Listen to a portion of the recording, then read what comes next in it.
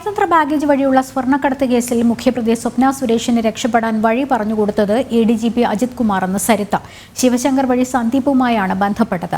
അജിത് കുമാർ ആർക്കുവേണ്ടിയാണ് ഇതെല്ലാം ചെയ്തത് എന്ന് വ്യക്തമാണ്. അജിത് കുമാർ സഹായിക്കുമെന്ന് ശിവശങ്കർ പറഞ്ഞുവെന്നും സരിത്തിന്റെ വെളിപ്പെടുത്തലുണ്ട്. അതേസമയം നിർണായക തെളിവുകൾ ഇനിയും പുറത്തുവരുമെന്ന് സ്വപ്നയും പ്രതികരിച്ചു. എന്നെ തട്ടിക്കൊണ്ടുപോയില്ലേ അപ്പം ആ സമയത്ത് ക്രൈംബ്രാഞ്ച് എന്ന് പറഞ്ഞു. ക്രൈംബ്രാഞ്ച് അല്ല, ഒരു 4-5 ആൾക്കാർ ഒരു ഗൂൺസ് തന്നെ പറയാം. അവർ വന്നാണ് ഫ്ലാറ്റിൽ നിന്ന് പിടിച്ചിറക്കൊണ്ട് പോകുന്നത്. പിന്നെ കുറച്ച് ക്രൈംബ്രാഞ്ചിന്റെ കയ്യിൽ എന്നെ കൊടുക്കുന്നതും ക്രൈംബ്രാഞ്ചിന്റെ ഓഫീസിലാണ് എന്നെ എത്തിക്കുന്നത്. പിന്നെ ഇതിന്റെ പിന്നിലും ഈ പറഞ്ഞ വ്യക്തിയാണല്ലോ, മിസ്റ്റർ അജിത് കുമാർ ആണെന്നാണല്ലോ ശാസിക്കുന്നത് തന്നെ ഇപ്പൊ പബ്ലിക്കലി പറഞ്ഞല്ലോ. അപ്പോൾ ഞാൻ ചോദിക്കുന്ന സ്ഥലത്ത് അന്നിപ്പം അപ്പൊ എല്ലാ ബാംഗ്ലൂർക്ക് കൊണ്ടുപോകാനുള്ള എല്ലാ സഹായങ്ങളും അന്ന് അജിത് കുമാറിന് കിട്ടിയിരുന്നു. അജിത് കുമാർ ശിവശങ്കർ സാറിന് കൊടുത്തിട്ട് ശിവശങ്കർ സാറാണ് ഡയറക്ഷൻസ് എല്ലാം സന്ദീപിന് കൊടുത്തോണ്ടിരുന്നത്. അതെ അതെ. ഇത് സന്ദീപ് പറഞ്ഞ അറിവാണ് എനിക്കുള്ളത്. കാരണം ആ സമയത്ത് ഞാൻ കസ്റ്റംസ് കസ്റ്റഡിയിലായിരുന്നു. ഞാൻ ഫോൺ കോൾസ് ഒന്നും അറ്റൻഡ് ചെയ്യുന്നില്ല. ഞാൻ കസ്റ്റംസിന്റെ കസ്റ്റഡിയിലാണുള്ളത്. ഇത് കഴിഞ്ഞ് അവരെല്ലാം മീറ്റപ്പ് ചെയ്തപ്പോൾ സന്ദീപിന്റെ സ്വപ്നയുടെ അടുത്തുനിന്നെല്ലാം മനസ്സിലാക്കിയത്. ഓ ശരി. പിന്നീട് എപ്പോഴെങ്കിലും ഇവർ കോൺടാക്ട് ചെയ്തതായിട്ട് അജിത് കുമാർ കോൺടാക്ട് ചെയ്തിരുന്നോ അതിലുമായിട്ട് ബന്ധപ്പെട്ട ആരെങ്കിലും? ഇല്ലല്ല, ഈ അജിത് കുമാർ എന്ന വ്യക്തി ഒരിക്കലും നമ്മളെ ഡയറക്റ്റ് കോൺടാക്ട് ചെയ്തിട്ടില്ല. എന്നെയോ സ്വപ്നയെ ഡയറക്റ്റ് കോൺടാക്ട് ചെയ്തിട്ടില്ല. പാലക്കാട് വെച്ചും പുള്ളിയുടെ ഒരു ഷാഷ്കി തന്നെയാണല്ലോ പുള്ളി അയച്ചത് നമ്മളെ ക്ലോസ് ആയിട്ട് വാച്ച് ചെയ്യാനായിട്ട്. ഈ ഇവര് ബാംഗ്ലൂരിൽ നിന്നും ട്രിവാൻഡ്രത്ത് നിന്ന് ബാംഗ്ലൂർ പോകുന്ന വഴിക്കും ഇവരുടെ കമ്മ്യൂണിക്കേഷൻ ത്രൂ സന്ദീപിനടുത്ത് എല്ലാം കൊടുക്കുന്നത് ത്രൂ ശിവശങ്കർ ആയിരുന്നല്ലോ. ശിവശങ്കർ സാർ പറയുന്നുണ്ട് അജിത് കുമാർ പറയുന്നത് ഈ റൂട്ടിൽ മാത്രമേ നിങ്ങൾ പോകാവൂ എന്ന്.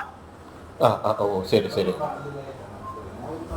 ഇതിപ്പോ ഞാൻ ഒരു കാര്യം ചോദിച്ചോട്ടെ സ്ഥലത്ത്, ഒരു കാര്യം കൂടെ ചോദിച്ചോട്ടെ സ്ഥലത്ത്, ഈ അജിത് കുമാറിന്റെ ഒരു ലക്ഷ്യം എന്തായിരുന്നു ഇതുകൊണ്ട് ഉദ്ദേശിച്ചത്? അത് എന്താണ് നമുക്കറിയാം. അത് പുള്ളിയുടെ ചോദിക്കേണ്ടത് നമുക്കറിയത്തില്ല. ഇപ്പൊ നമുക്ക് അതില് വ്യക്തമായിട്ടുണ്ടല്ലോ. കാരണം വിജിലൻസ് ഡയറക്ടറായിട്ട് വിജിലൻസ് ADGP പുള്ളി പിന്നെ പുള്ളി കൊടുക്കുന്ന പൊസിഷൻ ഏതാണ്? ലോ ആൻഡ് ഓർഡറിന്റെ അല്ലേ കൊടുത്തത്. അതായത് വിജിലൻസിനെക്കാളും ഏറ്റവും ഇമ്പോർട്ടന്റ് ആയിട്ടുള്ള ഒരു പോസ്റ്റാണല്ലോ പുള്ളി കൊടുത്തത്. അതെ.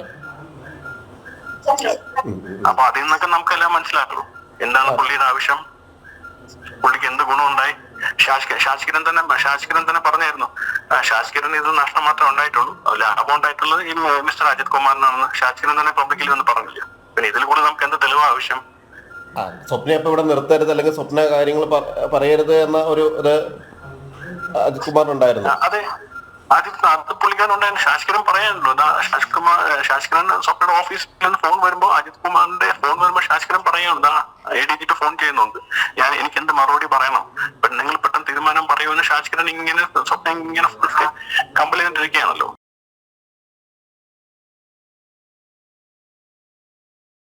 ഞാൻ ഒരു ആളിനെ കുത്തിക്കൊന്നിട്ട് ഒളിച്ചോടുന്നതോ അല്ലെങ്കിൽ ഒരു ഒഫൻസ് കമ്മിറ്റ് ചെയ്തിട്ട് സ്മഗ്ലിംഗ് ചെയ്ത് കോടികൾ ഉണ്ടാക്കിയിട്ട് ഞാൻ മുങ്ങുന്നതല്ല.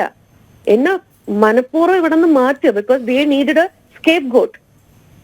ആൻഡ് എനിക്കറിയില്ല, ഞാൻ എന്റെ 2 മക്കളെയും കെട്ടിപ്പിടിച്ച് കരഞ്ഞുകൊണ്ടിരിക്കുന്ന ഞാൻ വേറെ എന്താണ് ചിന്തിക്കേണ്ടത്?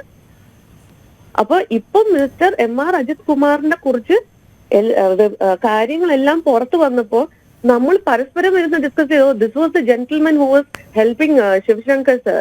Because for us MR Ajith Kumar kidnapping കേസിൽ തന്നെ സരിത്തിനെ കിഡ്നാപ്പ് ചെയ്തതിന് ശേഷം നമുക്ക് HRDS ജോലി നഷ്ടപ്പെട്ടു. നമുക്ക് ഒരുപാട് പ്രശ്നങ്ങളുണ്ടായി. എന്റെ പേരിൽ കേസും ഉണ്ടായി. അപ്പൊ പിന്നെ ഇത്രയും പവർഫുള്ളായ ഒരു MR അജിത് കുമാർ, അതും പേഴ്സണലി നമ്മൾ സംസാരിച്ചിട്ടില്ല. അപ്പൊ അദ്ദേഹത്തിനെ കുറിച്ച് പറയേണ്ട കാര്യമില്ല. എന്തിനാണ് ഇൻവൈറ്റ് അൺവാണ്ടഡ് ട്രബിൾ? ബിക്കോസ് പുള്ളിക്കാരൻ പോലീസിലാണ്. വിവരങ്ങൾ നൽകാൻ ജിജീഷ് കരുണാകരൻ ചേരുന്നുണ്ട്. ജിജീഷ്, ഈ ADGP MR അജിത് കുമാറിന്റെ ഈ സ്വർണ്ണക്കടത്ത് കേസുമായുള്ള ബന്ധം, പ്രത്യേകിച്ച് സ്വപ്നയ്ക്ക് രക്ഷപ്പെടാൻ വഴി പറഞ്ഞു കൊടുത്തത് ഡയറക്റ്റ് അല്ലെങ്കിൽ പോലും ADGP അജിത് കുമാർ ആണ് എന്ന് സരിത്തിന്റെ വെളിപ്പെടുത്തൽ. കൂടാതെ സ്വപ്ന സുരേഷും ഇനിയും നിർണായക തെളിവുകൾ പുറത്തുവരുമെന്ന് പ്രതികരിച്ചിട്ടുണ്ട്. ഇതെല്ലാം ആഭ്യന്തര വകുപ്പിനെ സമ്മർദ്ദത്തിലാക്കുന്ന കാര്യങ്ങൾ തന്നെയാണ്. പ്രത്യേകിച്ച് ആഭ്യന്തര വകുപ്പ് കൈയാളുന്ന മുഖ്യമന്ത്രിയിലേക്ക് കൃത്യമായി ഈ സംശയത്തിന്റെ ചൂണ്ടും വിരൽ നീങ്ങുന്ന ഒരു സാഹചര്യം, നീളുന്ന സാഹചര്യം.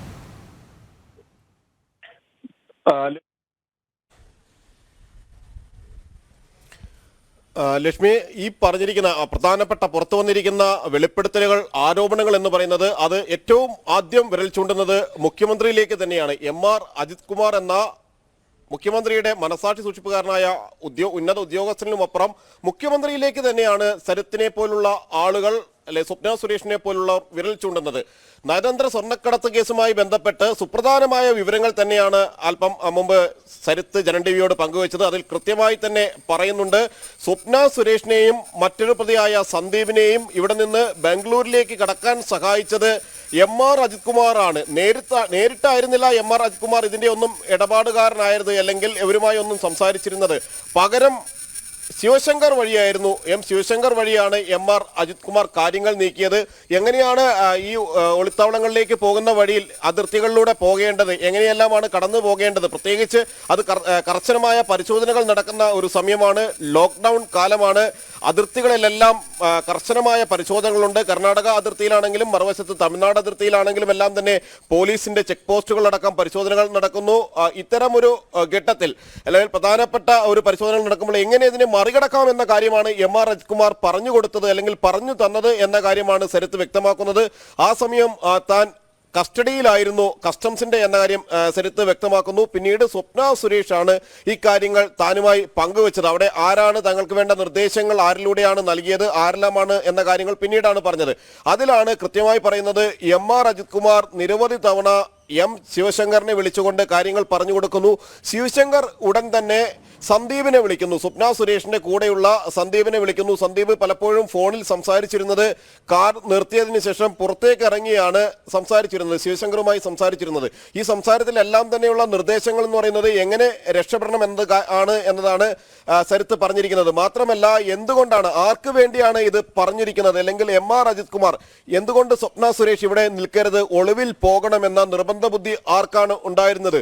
സ്വപ്ന സുരേഷ് കാര്യങ്ങൾ വെളിപ്പെടുത്തിയാൽ, കാര്യങ്ങൾ വെളിച്ചത്ത് പറഞ്ഞാൽ, നയതന്ത്ര സ്വർണ്ണക്കടത്ത് കേസുമായി ബന്ധപ്പെട്ട നിർണായക വിവരങ്ങൾ സ്വപ്ന സുരേഷിലൂടെ പുറത്തു വന്നാൽ അത് ആർക്കാണ് ക്ഷീണമുണ്ടാക്കുക എന്ന് കൃത്യമായി എല്ലാവർക്കും അറിയാം. അത്തരത്തിലുള്ള ആളുകൾ തന്നെയാണ് ഈ എം.ആർ. അജിത് കുമാറിനെ ഉപയോഗിച്ച് ഇത്തരം ഓപ്പറേഷനുകളെല്ലാം നടത്തിയത് എന്ന കാര്യം സരിത്ത് ഈ ഒരു സംഭാഷണങ്ങളിൽ ഉടനീളം പറയുകയും ചെയ്യുന്നുണ്ട്.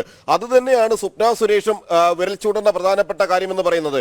എം.ആർ. അജിത് കുമാറിന്റെ ഇടപെടലുകൾ ഉണ്ടായിട്ടുണ്ട്. തങ്ങൾ പുറത്തേക്ക് കടക്കുന്ന സമയത്ത് നേരത്തെ അത് ശിവശങ്കർ വരെ മാത്രം ഒതുങ്ങിയതായിരുന്നു ഇതുമായി ബന്ധപ്പെട്ട് പുറത്തു വന്ന വിവരങ്ങൾ എന്ന് പറയുന്നത്.